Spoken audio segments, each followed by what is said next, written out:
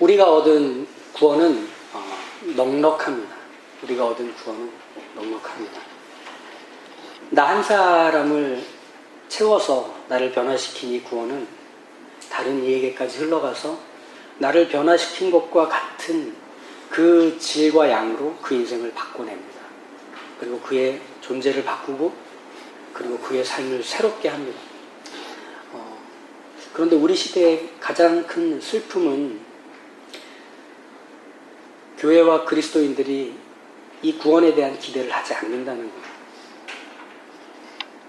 심지어 그리스도인 자신조차도 구원을 하나님께서 내 인생 뒤 봐주시는 것 정도로 생각을 합니다. 그래서 평안을 주시고 복을 더하시고 그래서 내 뒤를 봐주시는 백인 양, 그게 하나님의 구원이고 하나님이 내 인생에 사시는 일인 양 생각을 하고 소개를 하는, 그렇게 하면 사람들에게 설득력이 있을 거라 생각을 하는 듯 보입니다.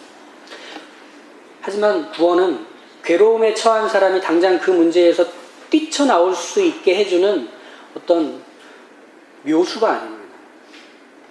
지금보다 더 나은 삶을 보장받을 수 있는 안전장치를 갖게 해주는 것도 구원이 아닙니다.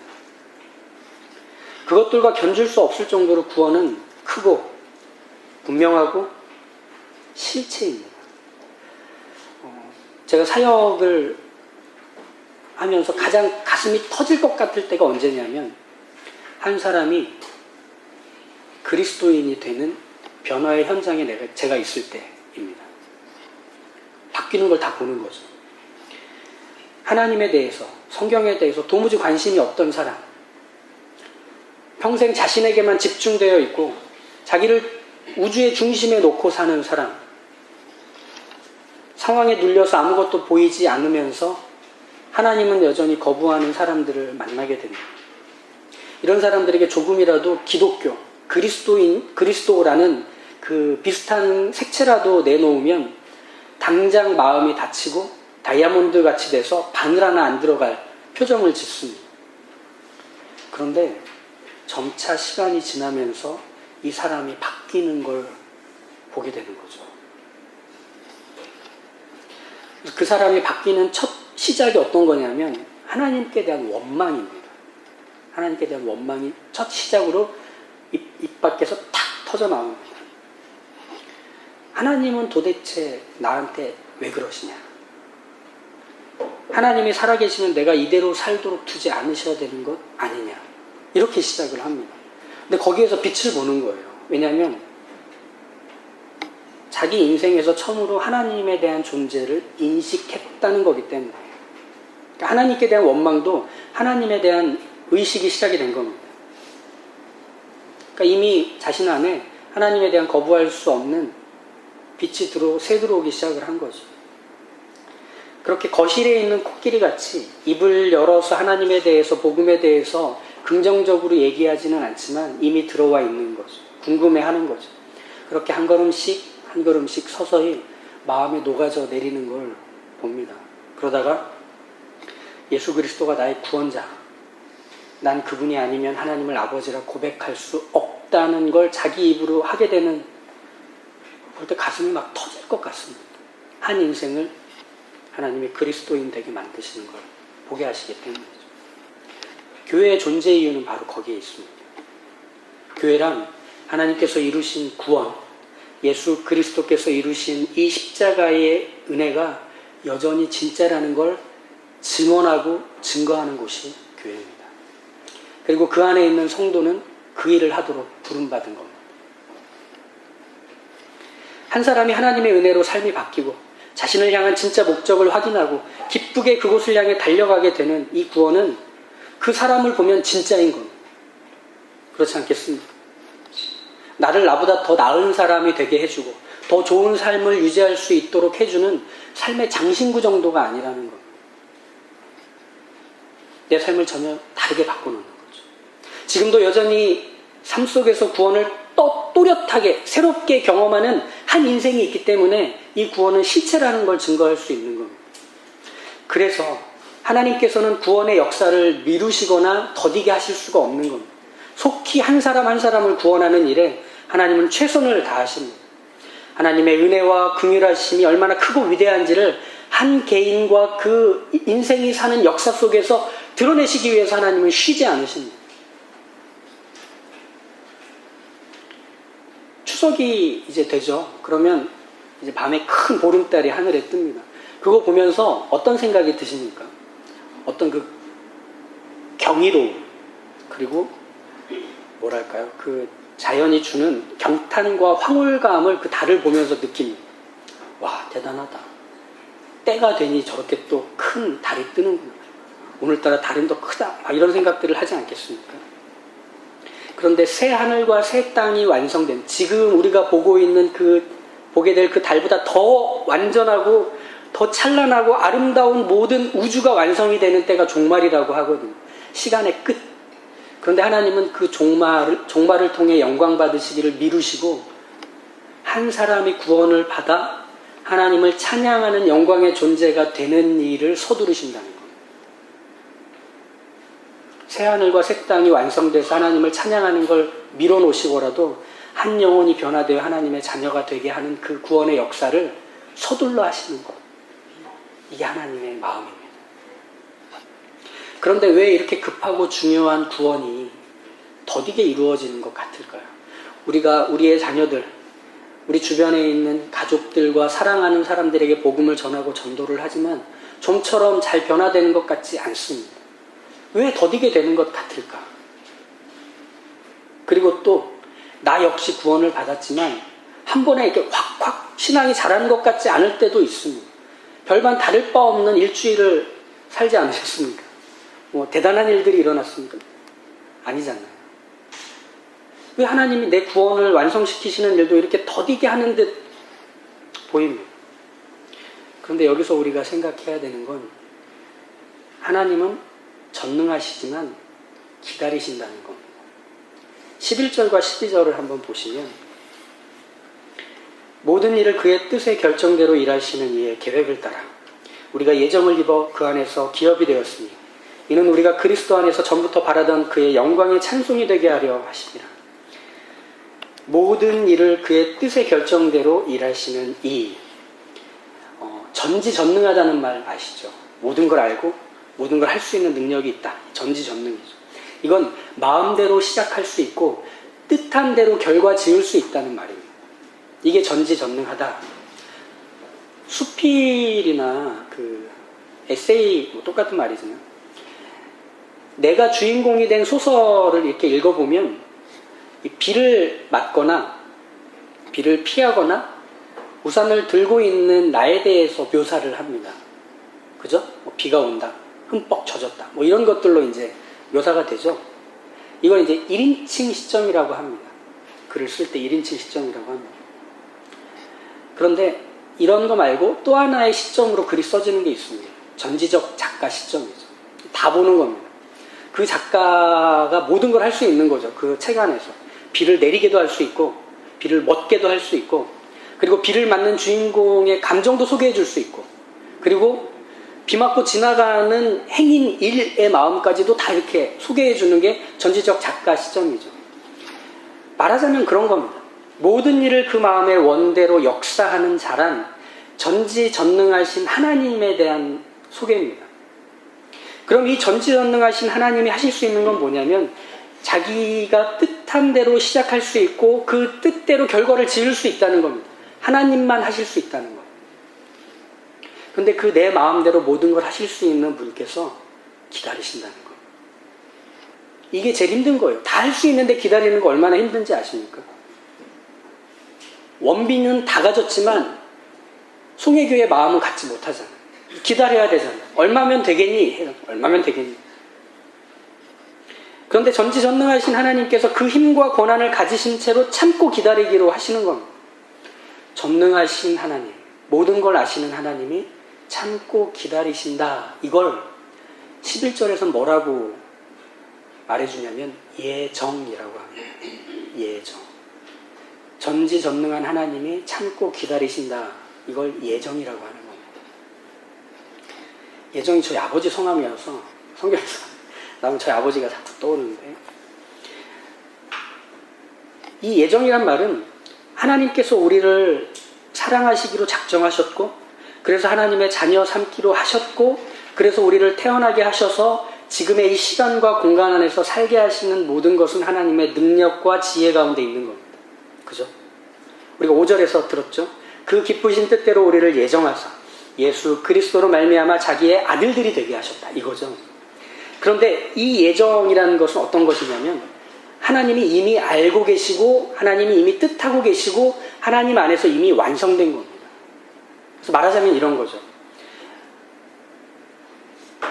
하나님께서는 아직 믿음이 없는 예정된 자, 신앙이 어린 예정된 자, 교회만 오가는 예정된 자, 상처나 고통이나 괴로움으로 인해서 신앙을 잠깐 방학하고 있는 예정된 그 모든 자들을 똑같은 자녀로 대하시는, 이게 하나님의 예정입니다.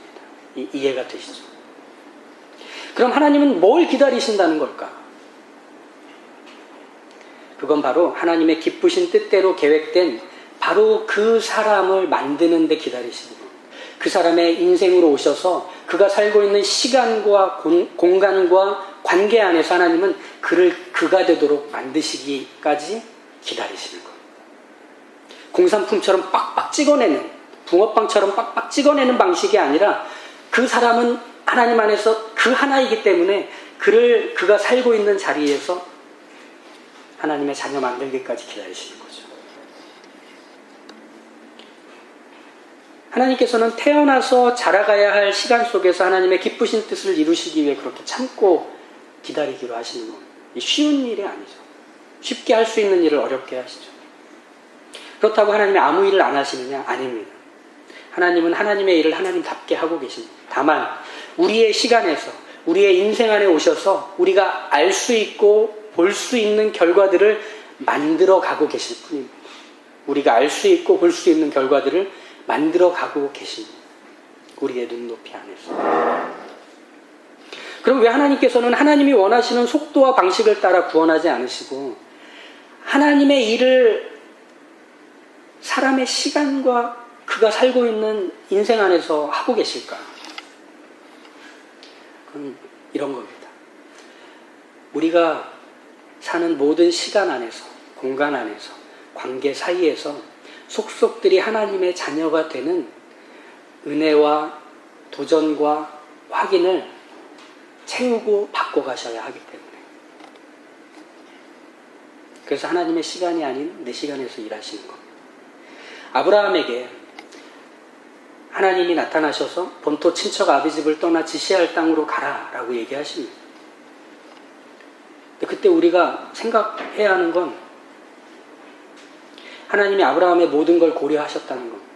만약에 그 자리에서 하나님이 아브라함에게 모리아산으로 가라라고 하셨다면 아브라함은 그 믿음의 모습을 보일 수 없었을 겁니다. 왜? 그의 인생의 시간을 통해서 배우고 확인하고 연습하고 실패하고 성공하는 모든 것들로 만들어가야 할 믿음은 아직은 아니었기 때문에 하나님이 그걸 아시고 기다리십니다. 어디서? 아브라함 곁에서, 아브라함의 인생 안에서. 그래서 그가 열방의 아비, 믿음의 아비가 되기까지 아브라함의 인생 안에서 하나님은 아브라함과 호흡하시고 아브라함이 알 수 있는 방식으로 그의 인생에 관여하셔서 함께 하십니다. 이게 하나님이셨습니다. 그래서 비로소 아브라함의 인생이 하나님이 누구신지를 소개하는 증언이요, 그의 존재가 증거가 된 겁니다. 그리고 그 아브라함을 따르는 같은 믿음을 가진 자들을 아브라함의 자손이라 부르게 하시는 겁니다. 이게 우리의 인생에도 똑같이 적용이 되는 거예요. 내가 사는 시간에 하나님은 맞추십니다. 내 공간 안에 하나님은 비집고 들어오십니다. 내 관계 사이에서 누군가의 입을 통하여 눈을 통해 손을 통해 하나님이 누군지 알고 배우게 하십니다. 그게 우리 하나님이십니다. 이게 임마누엘이라는 거예요. 하나님이 우리와 함께 하신다라는 겁니다. 그럼 이 전능하신 하나님께서 내 인생에서 어떤 일을 하시기 위해 기다리시는지를 조금 더 구체적으로 보면 13절에 이렇게 나오죠. 그 안에서 너희도 진리의 말씀, 곧 너희의 구원의 복음을 듣고 그 안에서 또한 믿어 약속의 성령으로 인치심을 받았으니 라고 합니다. 구원받는 가장 보편적인 방식은 듣는 겁니다. 우리가 구원받을 때는 이런 방식 아니었습니다. 갑자기 번개가 번쩍 치면서 눈이 떠지면서 아이고 이게 복음이었구만, 이게 진리였구만 이렇게 되지 않습니다. 자기 내면에서 울리는 어떤 장엄하고 비장한 소리를 듣고 나서 되지도 않습니다. 누군가 전해준 말, 누군가 내게 전해준 그 복음의 씨앗이 내 안에 딱 떨어집니다. 착상이 되는 거죠. 거기서 싹이 올라와. 누군가 전해준 카톡 한 구절, 누군가 소개해준 책 한 권으로 복음은 그렇게 그 영혼을 흔듭니다. 그리고 그 내용을 믿게 되는 거죠. 이건 무슨 말이냐면 우리가 구원을 받을 때 내가 남달라서, 내가 종교적으로 좀 민감하고 유독 예민한 사람이어서, 야무져서 그래서 얻은 게 구원이 아니라는 거죠. 구원은 시작, 그 끝이 하나님께 있다는 얘기를 하는 겁니다.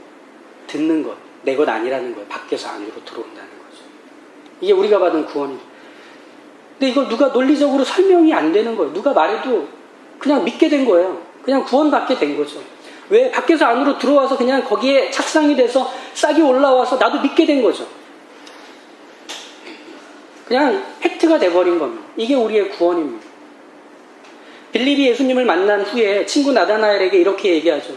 모세가 율법에 기록했고 여러 선지자들이 기록한 그 일을 나는 만났다. 그 메시아 구원자를 나는 만났다. 그러니까 나다나엘이 뭐라고 하느냐. 나사렛 거기서 선한 것이 나올 수 있다고. 메시아 정도라면 예루살렘에서 나와야지. 그가 구원자라고 왕이라고 한다면 거기서 와야지. 그때 빌립이 할 말이 없는 거예요. 뭐 틀린 말은 아닌 것 같고 상식적이니까.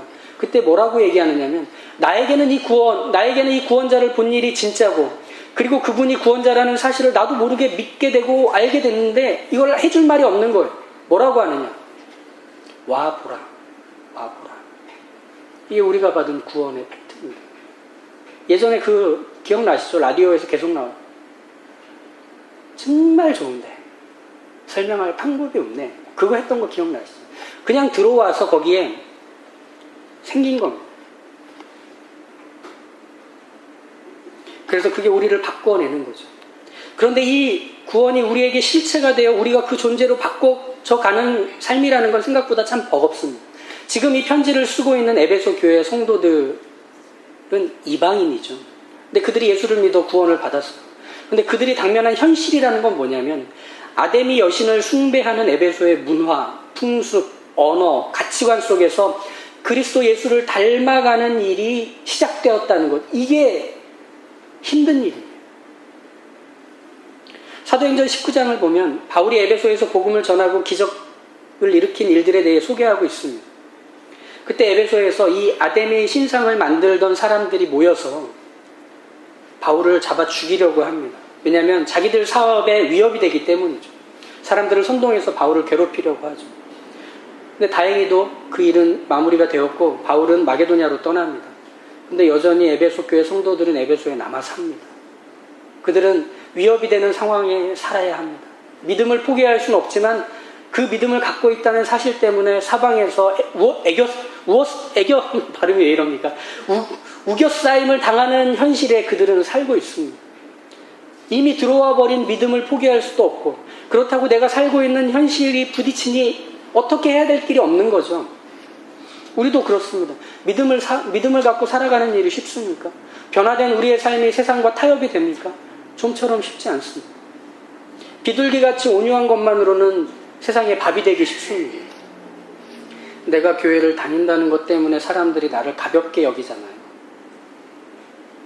쉽게 보고 함부로 대할 때를 경험하잖아요. 나를 비난하면 10배는 되갚아 주시는 하나님. 나를 괴롭히면 100배로 복수를 받는 그것이 구원이라면 참 좋겠는데 그렇게 안 되잖아요. 안팎으로 불편함의 연속을 살아갈 수밖에 없는 게 우리의 구원의 삶입니다. 거듭난 삶입니다. 뱀처럼 지혜롭지 않으면 세상에 잡아먹힐 수 있게 됩니다. 그런데 왜 하나님은 전지전능하심을 갖고 여기서 그냥 두고 기다리시느냐 하는 거죠. 이게 14절에 나오는 내용. 이는 우리의 기업의 보증이 되사 그 얻으신 것을 구속하시고 그의 영광을 찬미하게 하려 하십니다. 여기서 이는 이라는 건 약속의 성령으로 인치심을 받았다. 이걸 받고 있는 거죠. 성령이 우리를 도장 찍어놨다는 겁니다. 우리가 성령에 대해서 오해하는 건 뭐냐면 성령을 에너지나 힘으로 생각합니다. 그래서 성령 충만을 말할 때 성령의 힘과 에너지로 모든 어려움과 죄와 불의를 막 부수고 그것을 이길 수 있게 해주는 그 무엇이 내 안에 채워지는 걸 성령 충만이라고 생각합니다. 아닙니다. 성령은 우리 안에서 무슨 일을 하느냐면 내가 사는 시간 속에서 또 내 안에서 날마다 우리를 도우시고 인도하시고 가르치시고 그래서 예수 그리스도께 붙어있게 해주십니다. 이게 성령이 우리 안에서 하시는 일입니다. 그래서 하나님의 놀라운 구원을 실제로 경험하고 확인하고 풍성히 누릴 수 있는 일을 포기하지 않게, 도망가지 않게 붙드십니다. 아데미 여신을 숭배하는 풍습과 문화와 가치 속에서 에베소 성도들이 믿음으로 살 때 바로 그것을 맛보는 거죠. 내가 여전히 그리스도께 붙어 있구나. 난 이제 아데미 여신의 돌봄을 기대하지 않는 사람이 되었구나. 그것으로 인해 내 삶이 보장받지 않는다는 걸 알게 되는 사람이 되었구나. 그게 더 이상 나를 두렵게 만들고 조급하게 만드는 사람이 이젠 아니구나 하는 걸 내 안에 성령께서 알게 하시는 것. 즉 에베소 성도들이 살고 숨쉬고 관계하는 그들의 인생의 복판에서 일상의 마디와 마디 사이를 성령께서 들어오셔서 붙드시는 겁니다. 어떻게 살도록? 하나님의 자녀답게 살도록, 예수 그리스도를 닮는 일을 포기하지 않도록 끊임없이 내 인생과 성령이 하나로 엮여서 나를 그 사람 되게 하신다는 것. 그리스도 한 분으로 충분한 삶을 꿈꾸게 하시고 하나님 아버지의 자녀가 된 지위와 자랑을 다른 무엇과도 바꾸지 않는 사람이 되게 하시는 거예요. 성령이 우리 안에서 그 일을 하신다. 그렇다고 갈등이 없는 건 아닙니다. 걱정과 불안도 끊임없이 찾아옵니다. 게다가 환경들 역시 내게 우호적이지 않을 때가 참 많습니다. 뜻대로 잘 되지 않습니다. 그런데 성령께서 우리 안에서 일하시는 그게 나를 그 사람 되게 하지 않는다. 그걸로 규정하지 않게 만드신다. 명절이 되면 오랜만에 가족들이 모여서 막말 대잔치를 합니다. 정말 상처 주고 상처받는 일들이 빈번하게 일어나요. 이러죠. 애 공부는 잘해? 성적은 얼마나 나온대? 이렇게 얘기하고 가볍게 얘기하면 하지만 확 찌르는 거죠. 그때 이제 마음을 다잡으면 얘기하면 형님 잘 몰라요. 그냥 애가 공부에 너무 찌들어서 그게 좀 불쌍할 뿐이에요. 이렇게 이제 따뜻한 마음으로 이제 애의 편을 들면서 얘기하죠. 이제 바로 공격이 들어옵니다. 미끼를 물었다는 거죠. 얘기하면 애 엄마가 돼가지고 왜 이렇게 무책임한 소리를 하네. 야, 달러 빚을 져서라도 애 공부를 시켜야지. 성적을 올리게 해야지. 애 엄마가 무슨 그런 말을 하냐. 교회 열심히 다닌다면서 하나님께 그런 것도 안 빌고 네 하나님은 그런 것도 안 들어주신다니 이렇게 하는 거죠. 그러면 이제 값 빚은 송편을 얼굴에 던지고 싶어지죠. 예라이 하고. 근데 그때 내 성격의 줄을 가만히 붙들고 계시는 성령님을 경험하게 됩니다. 성령께서 나를 안온하게 하시는 것을 확인하죠. 내 자존심과 약점이 되는 내 자식을 딱 건드리면 누가 참을 수 있겠습니까? 자기 위심 세우려고 하는 말이고 누가 모르겠습니까? 근데 그때 성령께서 이렇게 쫙 안으시며 나로 웃게 하십니다. 그러면서 이런 말을 하는 거죠. 그러게요, 형님. 제가 애들한테 자꾸 그러네요. 그런데도 요즘 얘가 사춘기를 좀 지나왔는지 저랑 얘기도 많이 하고 쇼핑도 함께 다녀요. 이렇게 얘기하면 하하 웃습니다. 그럼 이제 말한 사람이 멋스럽게지는 거죠. 과일이나 깎으러 가는 거죠. 성령께서 무슨 일을 하시는 걸까? 내가 나를 둘러싼 환경과 형편에 눌리지 않는 사람이 되게 하시는 거예요. 나를 아무것도 아닌 사람. 다시 말하면 팩 하고 화가 나서 다 쏟아내고 나면 껍질만 남는 사람이 되지 않게 하시는 거예요. 이미 하나님의 자녀가 되었어. 이미 하나님의 기업을 물을 자가 되었어. 영원한 하나님의 나라에 속한 자가 되었어. 그러니 그것 말고 다른 방식으로 반응해 보자라고 성령이 내 안에서 말씀하시는 겁니다. 붙드시는 겁니다. 세상은 나를 판단하고 나를 규정하며 나라는 사람의 가치의 가격을 매깁니다. 그때 성령께서 내 안에서 말씀하십니다. 망한 나라의 쓰레기 같은 지폐의 가치는 아무 소용없어. 그것으로 너를 매겨봤자 네 가치는 하나님 나라의 가격이라 매겨질 수가 없어. 걱정하지 마 라고 하시는 거죠.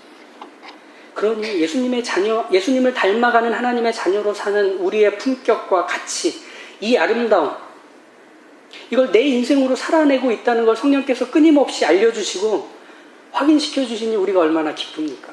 당당합니까? 거기에 지지 않으니 말이죠. 그 나를 둘러싼 환경에 짓눌리지 않으니 말이죠. 우린 그렇게 부름받아 산 사람입니다. 지금 살고 있는 사람입니다.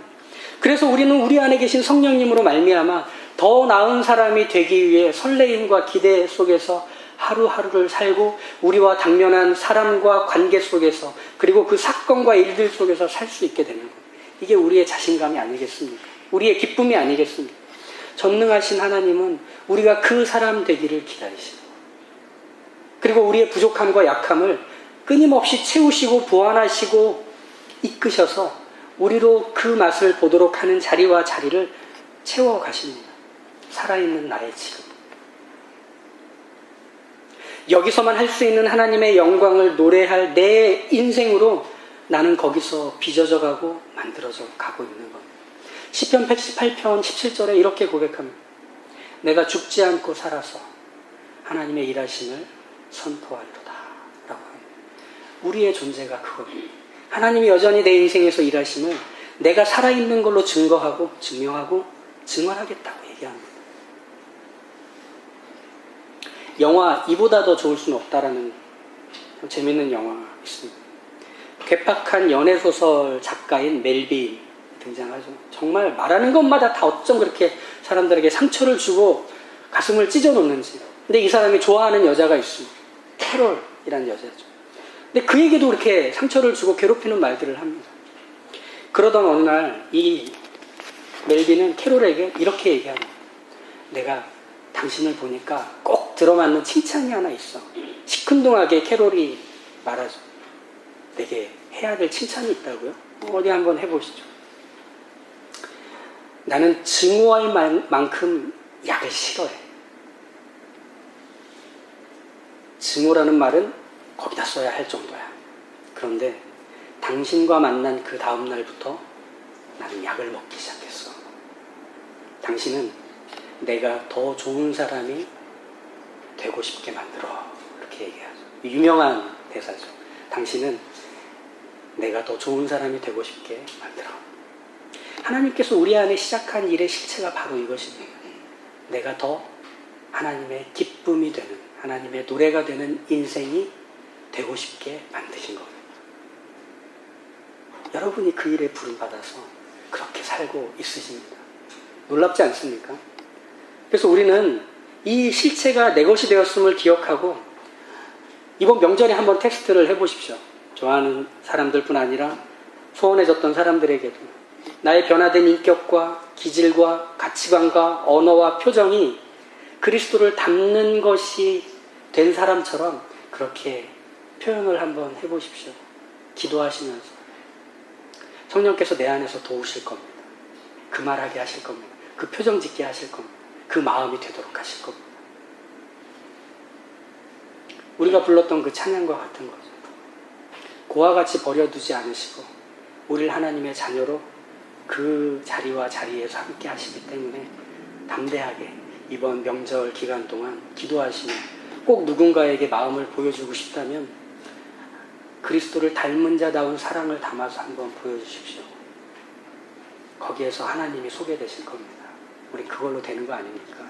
그 반응으로 만족하지 마시고 그 기뻐하시는 하나님으로 만족하시며 내게 주어진 삶을 성령과 함께 살아가시는 복된 자녀들 모두가 되시길 축복합니다. 기도하겠습니다.